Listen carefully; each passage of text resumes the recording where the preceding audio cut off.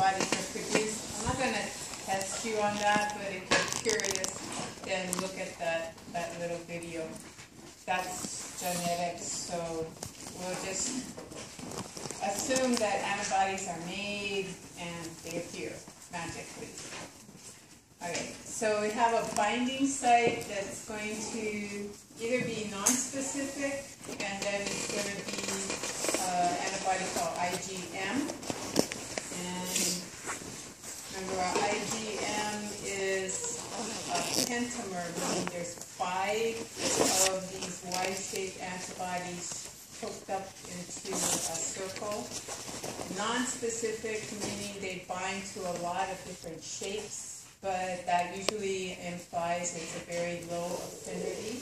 So it's not going to be holding on to those antigens very long, but long enough to help to agglutinate them and help to get them phagocytosed. So antibodies will do that. This is antibody that's first made in the fetus. It's the first that's released from any B cell that's never seen an antigen before. And it also is efficient because of all these binding sites that are available. It's also efficient in activating complement, which then we'll see later in the chapter is punching holes in pathogens and causing them to lyse. And that's one way to get handle the invading pathogen. So when you get to IgG, this will become very specific. And this is the designed antibody for a specific antigen. So IgG, one Y shape, so it's called a monomer, highly specific for the antigen. It's got to be made for that specific antigen. So it takes a while for it to appear, and so this next little phrase, late in the primary immune response. Primary means it's the first time you've ever seen the antigen. You got to make this antibody for that specific antigen. That means you've got to get the genes rearranged, make your mRNA, transcribe it, make the protein, and then secrete it. And that's going to take time. But second time you see that antigen, you've got memory cells, memory B cells, that store the information about how to make IgG. And as soon as you see that pathogen again, then IgGs are made and released. And so they come out in high numbers very early in the immune response. The IgA will have usually 2 of these Y shapes attached at the tail region, at this constant region. So if you look at IgA, it's a dimer usually, but it can be also have 4 of them bound together, so it can be put out in a lot of different combinations. See it in tears, saliva, mucus, breast milk. So these are secretions. The tears protect your eyes. The mucus protects your airways. Mucus protects your GI system. Anything that has an exposure to the environment, either through an opening to the external environment, so your nose, your nasal cavity, your mouth, then mouth to the GI tract, down here at the anus, the vagina, the urethra. All of those will have secretions in them that will contain IgA as a way to prevent bacteria from getting a hold of those openings and then reproducing there. IgE, another monomer, you'll find that on mast cells and acts as a receptor. Your book isn't talking about cross-linking on mast cells, but in other texts they will talk about cross-linking those IgE monomers on the mast cell. And it's got a little bit other information about what's on the surface of mast cells as well. So we'll look at that at the end of this chapter. And then IgD, the least known, least prevalent antibody, only 1% of the proteins on immature B cells, and that's usually where you find IgD, is on these naive B cells. There's very little of it that's actually in the serum, and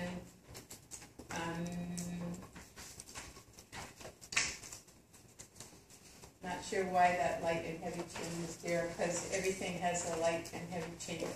So the larger chain protein is a sequence of amino acids. This will be the heavy chain. This will be the light chain, just less amino acids. Linked together, those links are disulfide bonds. Down here you have what's called a constant region, goes up to that point. And then on the heavy chain you have a variable region. The variable region is what will change from antigen to antigen. The light chain also has a variable region, so there'll be two things that you can change depending on what antigen is present. And then the light chain also has a constant region, meaning for that particular classification, IgA, IgD, IgM, IgG, those will have a specific amino acid sequence that makes it part of that classification. So classifications, again, IgG, A, E, M, and D. Those are the classifications of antibodies.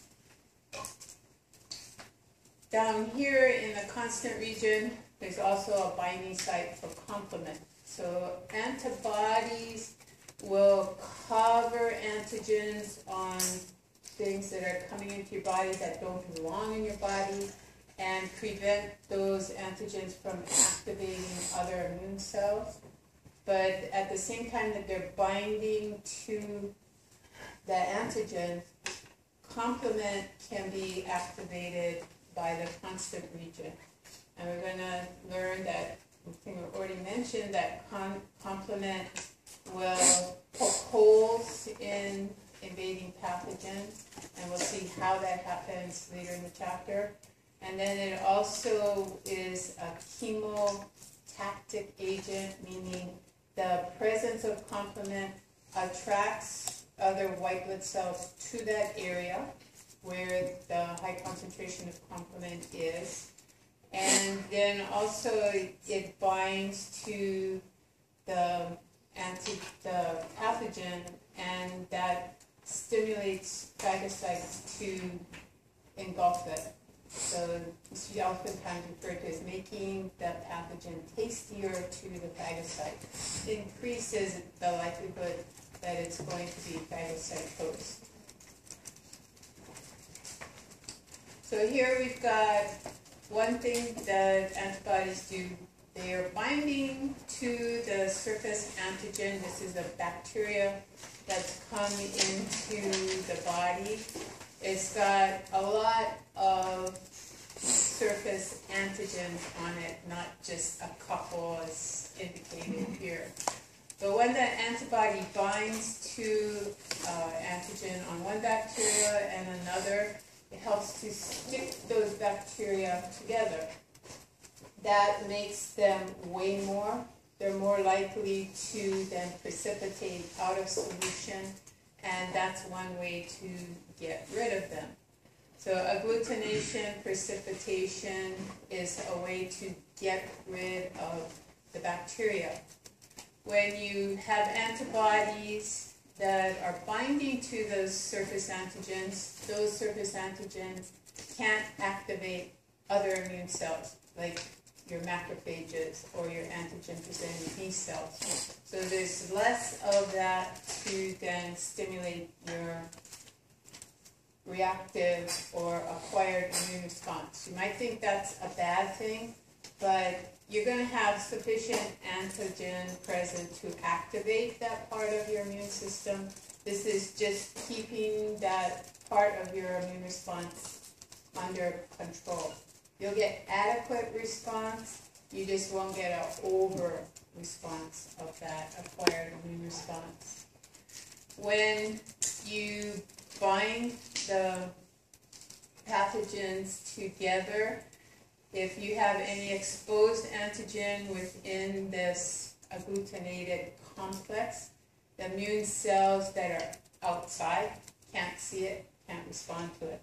So antibodies don't have to bind to every surface antigen. All they have to do is start to get those bacteria in a cluster, and then that sequesters a certain amount of the antigenic determinants inside that bundle of agglutinated pathogens. So you're reducing exposed antigenic determinants, and that's one way to keep the total immune response from getting too extreme, too out of hand, which potentially has harmful effects. Antibodies binding to the surface antigen. Now here they're also binding to antigen on a bacteria, but their constant region up here is going to then activate complement. So it's actually mid-region, not on the end there, but you can learn about that in immunology class. The activated complement will then activate other components of the complement system. And these particular fragments, 5 through 9, join together and form what are called membrane attack complexes. They're going to punch holes in plasma membranes of invading pathogens, and that's going to allow for solute and water to move across the membrane, and that's going to cause lysis of that invading pathogen. So this cellular disruption then is going to make these smaller fragments that then are more easily phagocytosed by cells like neutrophils. So the big phagocytes will have no problem engulfing the whole bacteria. Having the antibody on it, having complement on it, makes it even more likely that the phagocyte will then phagocytose it. Having it ruptured into small pieces, then the speed at which it can be phagocytosed actually increases. And some things are then small enough that they can get through filtration barriers and not have to be handled by the immune system at all. These can be excreted. So here's a phagocyte. This is 3-lobed, so it's going to be a neutrophil. It's going to have receptors for the antibody on its surface. The antibody binds to the surface receptor, and then that will induce the phagocyte to engulf both the antibodies and the antigens. The neutrophil phagocytosis is not going to then do anything further but just delete the foreign substance that's come in with, and now it has antibodies on it. A macrophage would then process the antigen and present it on the surface of the cell. But neutrophils don't do that. Their job is just phagocytose as much as they can, and they usually end up dying in a very short period of time. A couple hours, they're usually dead. The other purpose of antibodies binding to the surface of the antigen is then to bind it to the surface of a natural killer cell. And natural killer cells then will release chemicals that will also hasten the breakdown of the bacterial cell wall. So generically just called interleukins or cytokine secretion. So here the cytokines are aiding in the lysis of the plasma membrane of the invading pathogen, and you can see that these little openings now are allowing things to move in and out of the cell. Natural killer cells, are going to find out some of those cytokines actually form another type of a membrane attack complex. It's actually called a perforin. And then they will also release enzymes into that channel that will hasten the breakdown of the cell. So primary, secondary immune response. Combine the two slides together to show you primary immune response. You have exposure to the pathogen at time 0. At 7 days later, your immune system is barely starting to respond to it at all. So in this 7-day period, you are walking around lively, spreading all this pathogen to all your friends, your neighbors, and strangers, because every time you stick your finger up your nose or stick your thumb in your mouth or stick your pen in your mouth and then loan it to somebody, you're transferring these pathogens via your saliva. If you're kissing somebody, you're transferring it that way. Any other bodily fluids that are being transferred from person to person will carry those pathogens to the other person. You walk out of the class and right before you open the door, you go, and then you open the door. The next person coming out opens the door, and they say, "Oh, my eye is itchy," and they just inoculated themselves with your pathogen by scratching their eye a little bit too robustly. So you're spreading this pathogen. You don't know you're sick. You're innocent in that way, but nevertheless, you are spreading the pathogen. When your immune system starts to react to the pathogen, that's when you get the fever, the chills, whatever kind of immune response is mounted against it.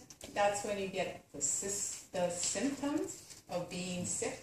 And then you start to, okay, I'm going to cough up my sleeve or down my shirt, or I'm going to use Perel so I'm not transferring anything to anybody else. You maybe sick enough, you stay home, which is a good thing. You don't then spread so much to other people. By 2 weeks, you're pretty sick. So that between the 7th day and the 14th day, this is when you are the sickest. And so this is when you'll be the hottest, because a fever helps your immune system function more efficiently. Once you handle most of the pathogen, then your fever breaks and you start to get less and less of the symptoms. Your sore throat starts to feel better. Your congestion starts to improve. Depends on how much of that was present. And usually by the middle of the 2nd week, 3rd week, you're up and around and feeling pretty good.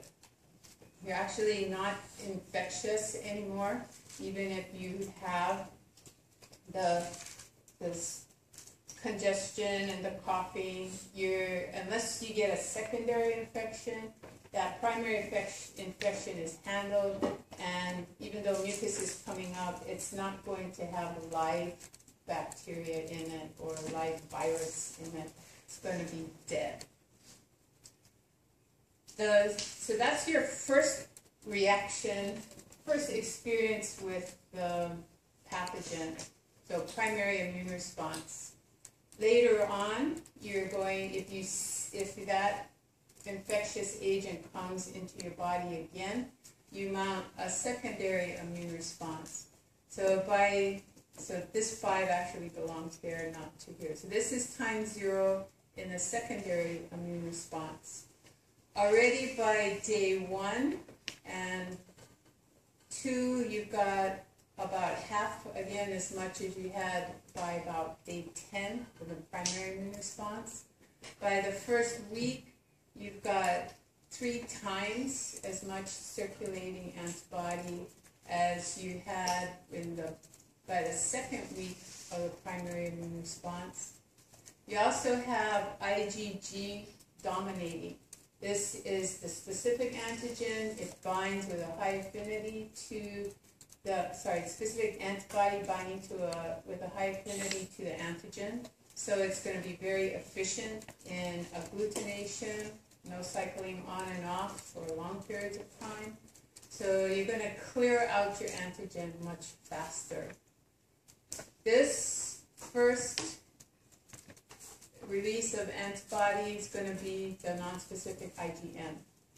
And later in the response, you're going to see IgGs.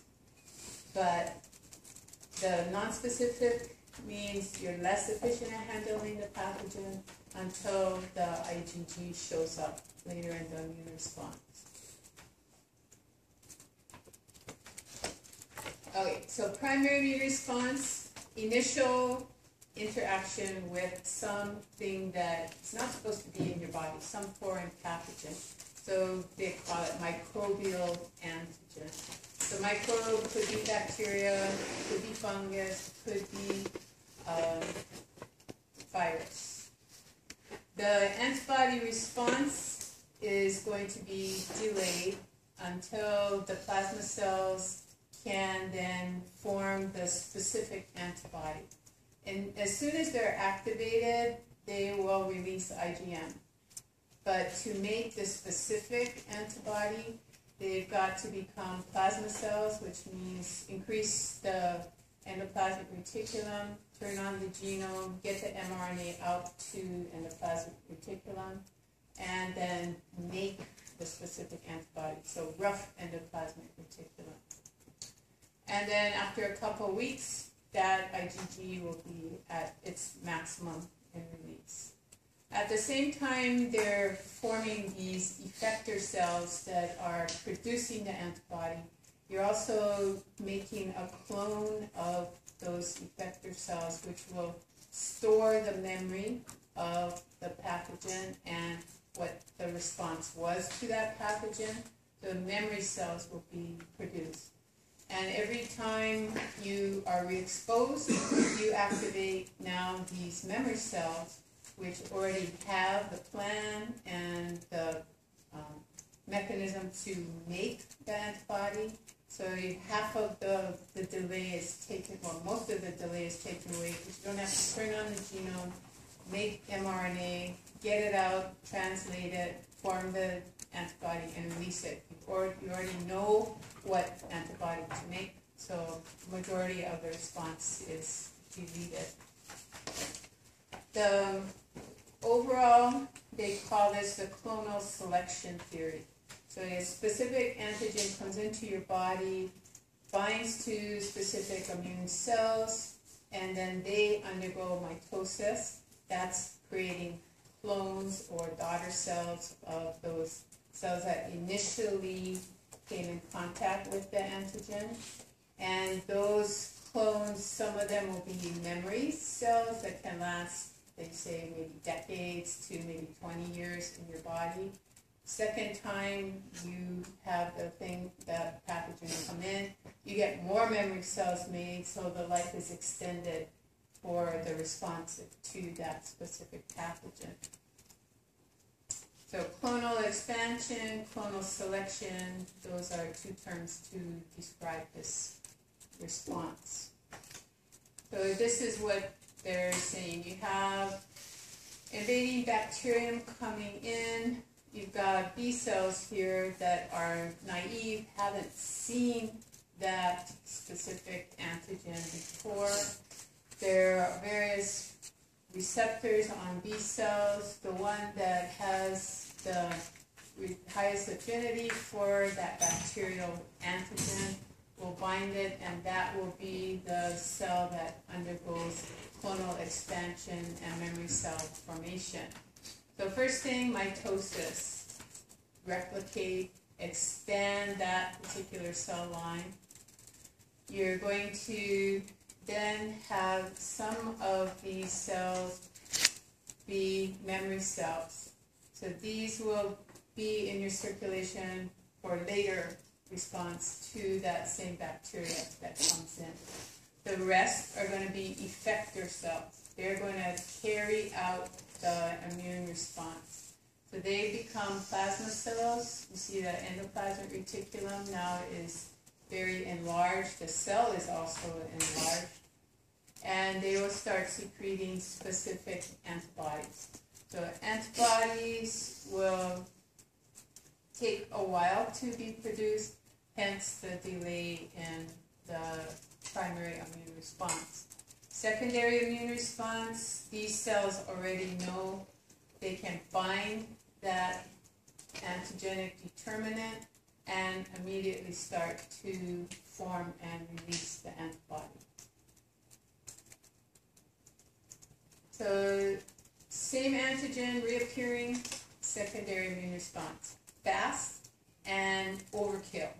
You have 3 times the amount of antibodies coming out within the first week, and also it's a specific antibody, not the non-specific antibody. This secondary immune response really minimizes any effects that your immune system produce in you. So you may start to feel sick, you may have a little chill, maybe a slight fever, and within a day or so, it's completely gone. It's like, I wasn't sick at all. I thought I was sick, but I wasn't sick. No, this is a secondary immune response. Your immune system handled that pathogen. It just took a sledgehammer and sort of like Gallagher and his watermelons, you just completely obliterate them and splatter them to kingdom come. And all your phagocytes come in and delete them. I always wonder if anybody tries to eat the watermelons after he gets to them. Okay, so first time around, very slow. You get specific immune antibodies produced within the second week's time and handle the pathogen, but it's very delayed. That first 7 days you are sick, but you don't know it, because the only time you know it is when your immune cells are producing the chemicals that stimulate your fever, your runny nose, your mucus production, and the chills and all those things that let you know that you're sick. So you are really a carrier for this pathogen, and you're spreading it to everybody in your vicinity. Secondary response, you get immediate release of IgG, very specific, binds and agglutinates and causes phagocytosis very early. So by the middle of a week's time, so by day 3, day 1, you might not even know you're sick too much because your immune system isn't too activated. Day 2, you get some fever, sore throat, runny nose, and by day 4, you're better. So day 4, you're way up here, you're above the top of the curve of the primary immune response. Got twice as much antibody out there, twice as much recruitment of all the things that antibodies do for you: phagocytosis, agglutination, complement activation, all these things. They're just huge amounts responding, twice as much as you probably need, but let's make it a little bit more and go 3 times more than we need. And if you notice, you're almost back to 0 antibody production here at week 5, but at week 5 you have more antibody than you had at week 2 in the primary immune response. So again, longer and much more extreme response. Does the memory cells have a life expectancy? The memory cells, they don't really know. They think they last probably 20 years. I think some people have tried to label them and then look and see how long they are still around. So they say decades, so that implies at least 10. And so 20 years, so that's pretty specific. So how much memory cells is it generated after You have to ask them in the B and T cells form? enough are generated, but how many, I don't know.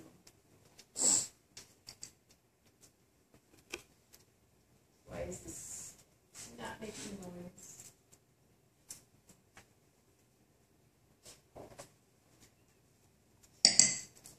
The first exposure of the immune system to an antigen prompts the formation of effector and memory B cells and T cells specific for that antigen.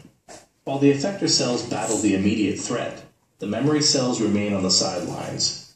They may circulate in the body for years or even decades.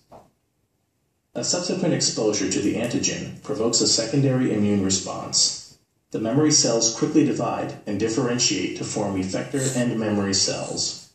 Compared with the primary immune response, the secondary response is quicker and greater numbers of B and T cells form.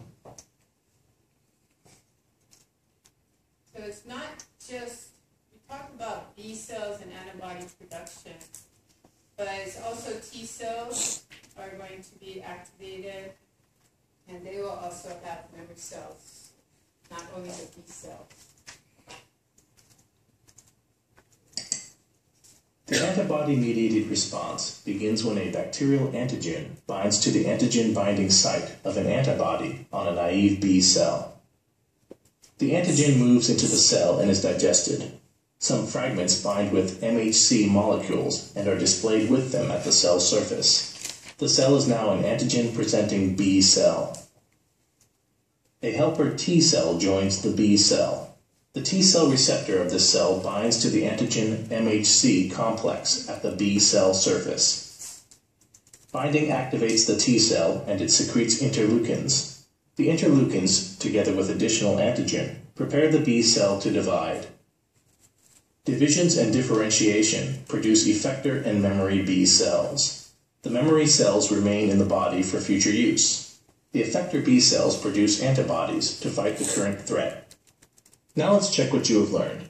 This art shows the interaction between an antigen-presenting B cell and a helper T cell. Drag the text to the boxes to label the diagram. Okay, so what does interleukin mean? What does inter mean? Between, and leukin is white blood cells, so interleukin. Okay, so MHC is a major histocompatibility complex, and it's got an antigen on it. So which one is the major histocompatibility complex? The one with the red dot. Okay, and then we've got membrane-bound antibody. And so this is going to be TCR. What does TCR stand for? T cell receptor. That's correct. The helper T cell's TCR binds temporarily to an antigen MHC complex at the B cell's surface. The binding stimulates the T cell to produce interleukins. This chemical signal, together with additional free antigen, will stimulate the B cell to divide and differentiate. So B cells can't do it all on their own. They need helper T cells to give them the interleukins that then stimulate the genes to then create the mRNA, and then they can take it from there. Once they get the mRNA, then they can translate it and produce the antibody. So here we've got MHC, so major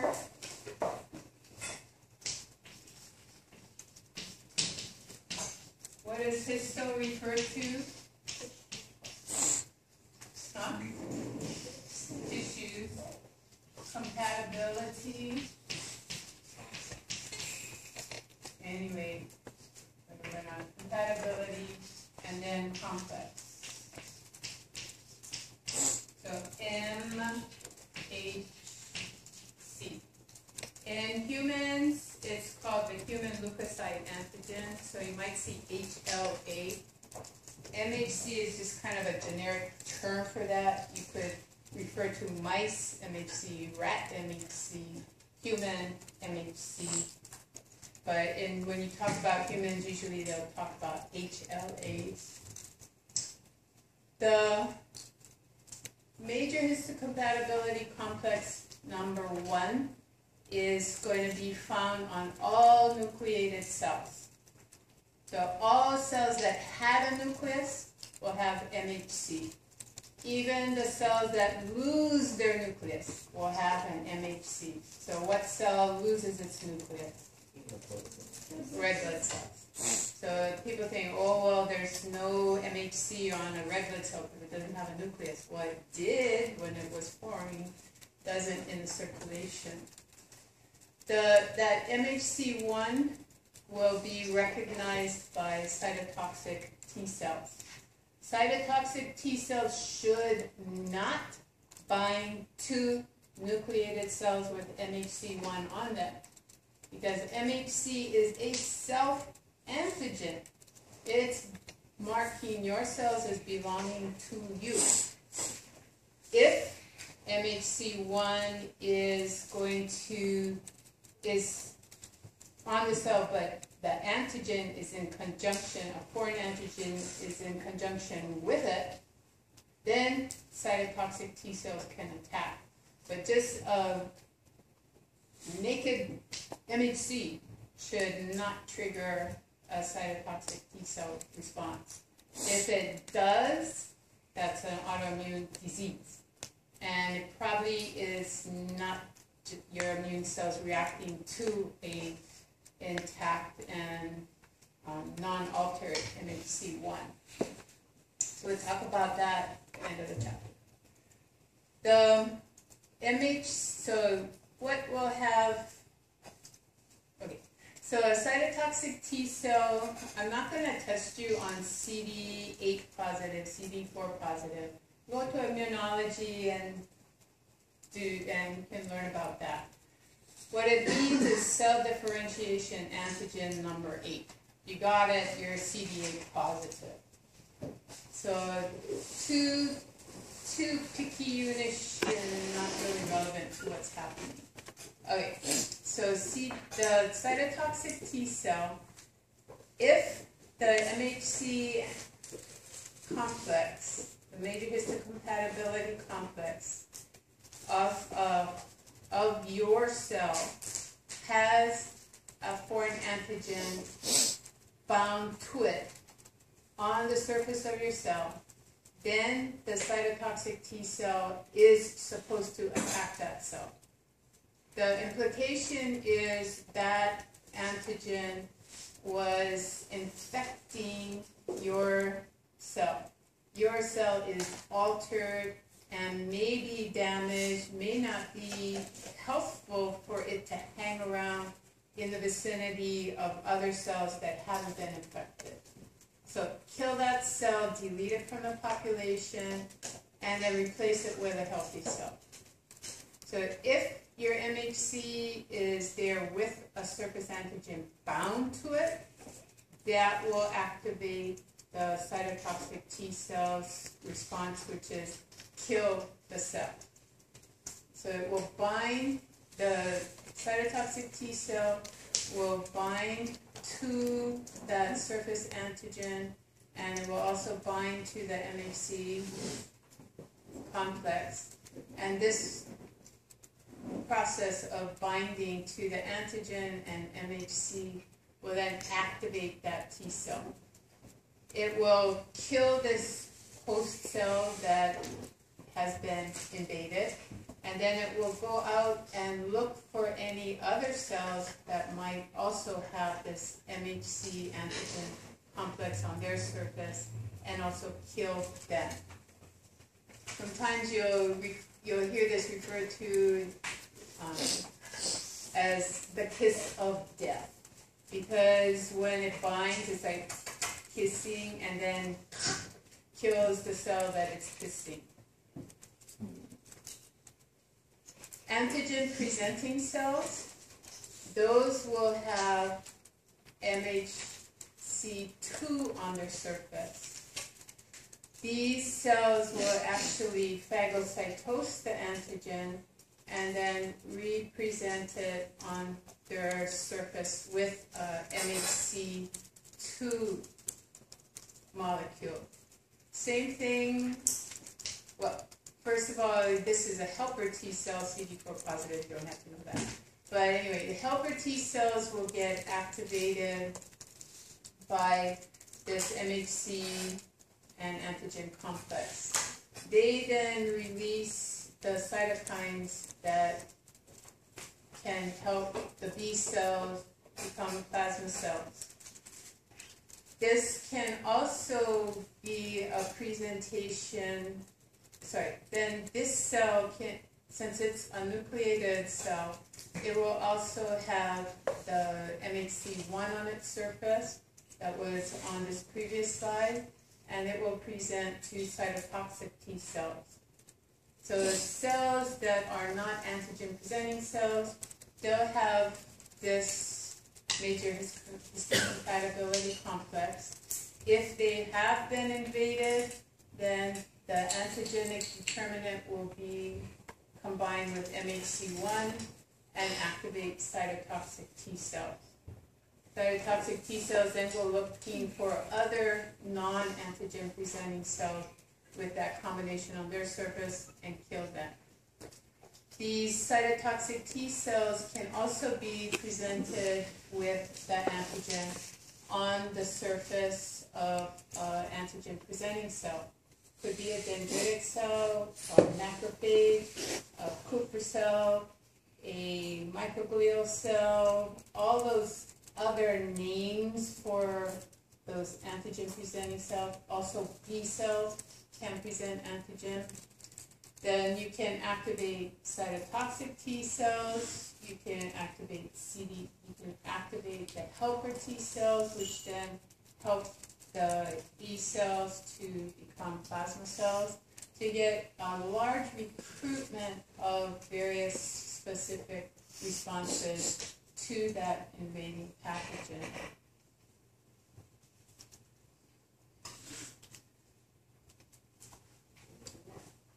So here we've got something coming into your body. It doesn't belong there. It's a virus in this case. So viruses, they are filled with their RNA. They trick your cells to allowing them in, and then they release their RNA into the system.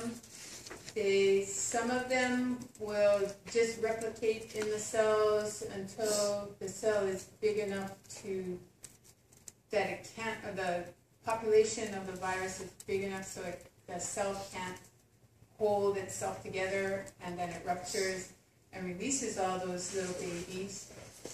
The cell, if it is capable of doing so and taking some of that viral antigen, presenting it on the surface with MHC1, it will then stimulate cytotoxic T cells.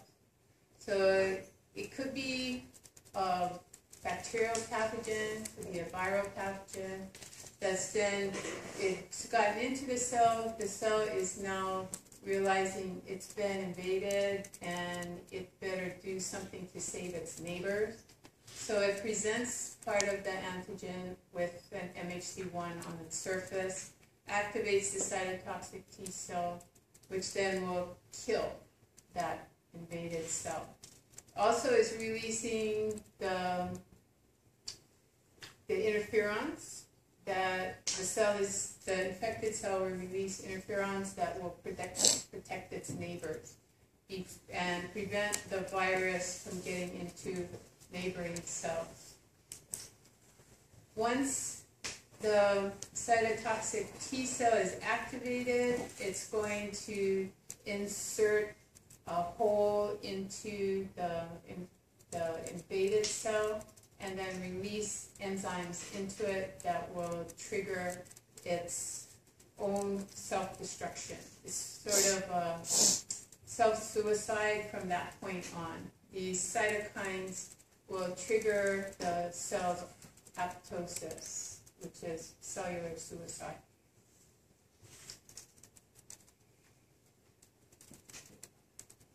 The little bigger picture, this killer cell can be cytotoxic or it can be a natural killer cell.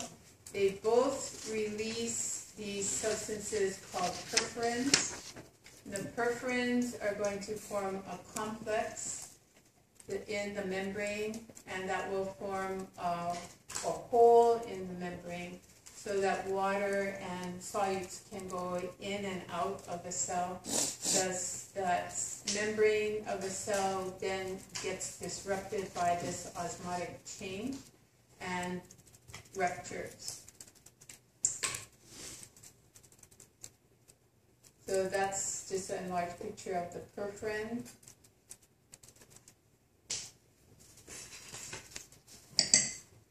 Intracellular pathogens are the targets of cell-mediated immune response. The process begins when a virus infects a macrophage.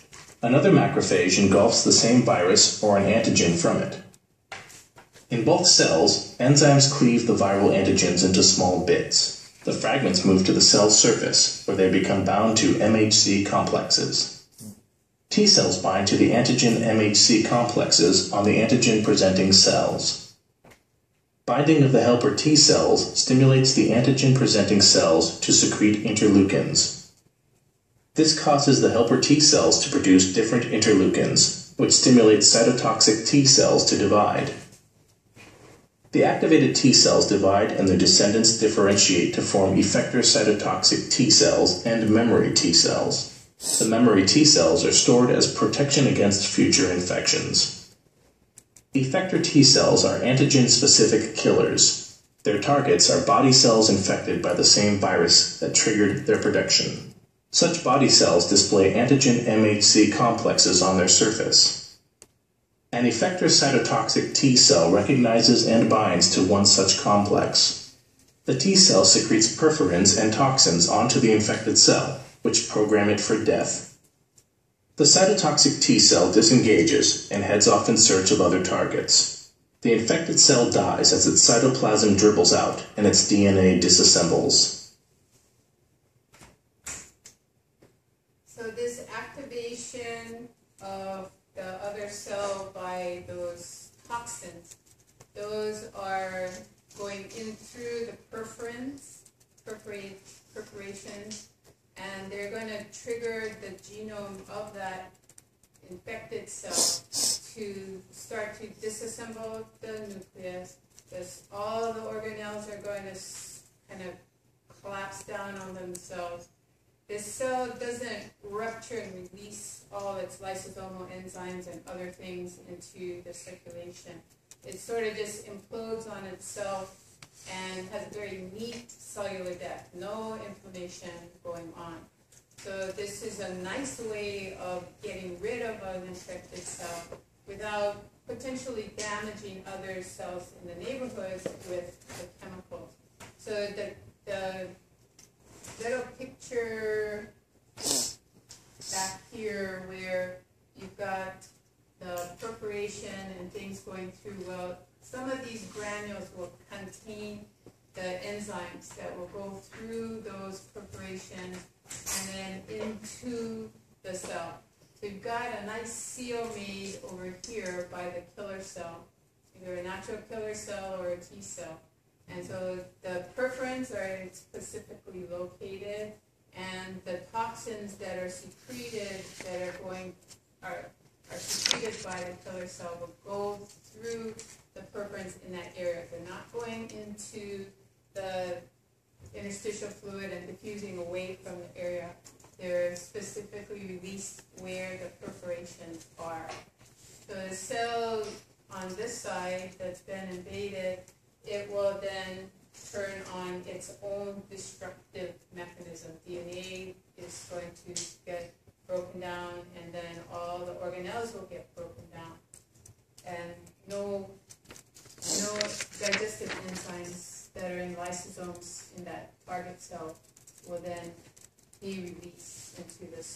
circulation. So what else besides invading pathogens does the immune system handle? Cancer. You have cancers that are benign and cancers that metastasize. So those are new. Neo means new, and plasm is referring to cell division, so new cell formation. Neoplasms are masses of cells that have lost control over cell division. Benign neoplasms, such as moles, grow slowly and stay in place.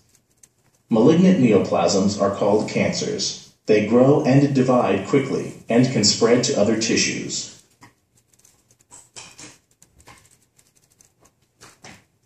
Cancer cells can migrate to and enter blood or lymph vessels. The cells can emerge from the vessels elsewhere in the body and start a new tumor in a different tissue. The process by which cancer spreads is called metastasis.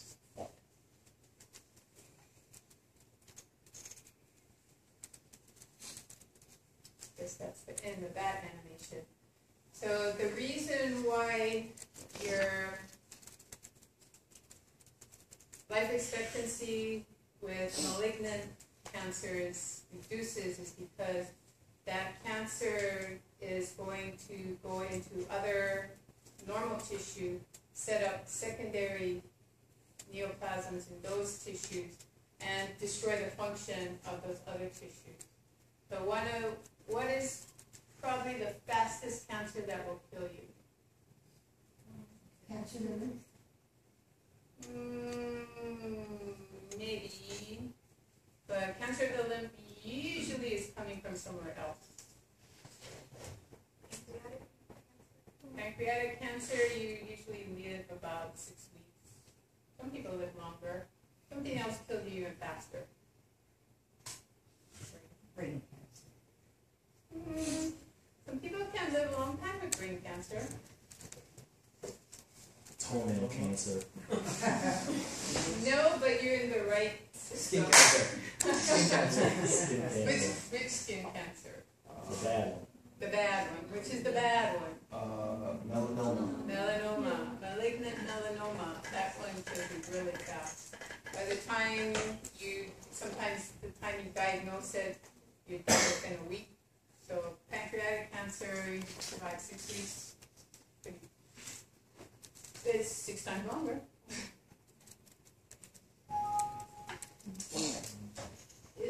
Okay.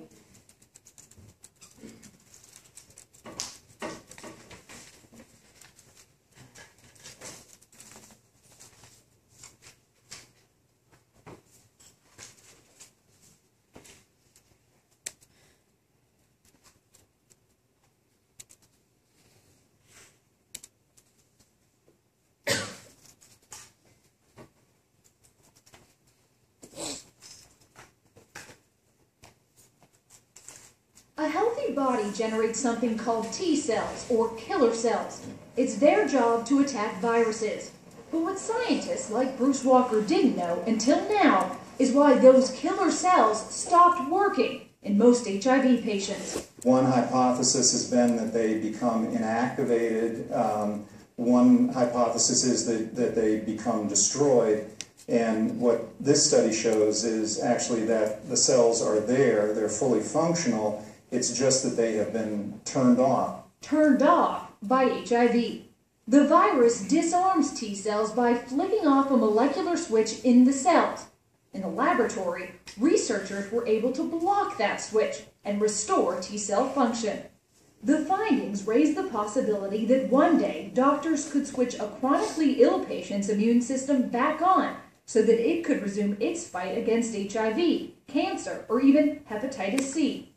But there's one big concern. By manipulating the immune system, you could send it into overdrive, triggering autoimmune disease, attacking healthy parts of the body. We really don't know what's going to happen when we try and do this in humans. It opens a new pathway for us to pursue, but we really will need to proceed with caution. Yep, every step forward forward, sometimes you gotta take some steps backwards because you don't know what's gonna happen. And when you work with rats and mice, they're much more resilient than humans.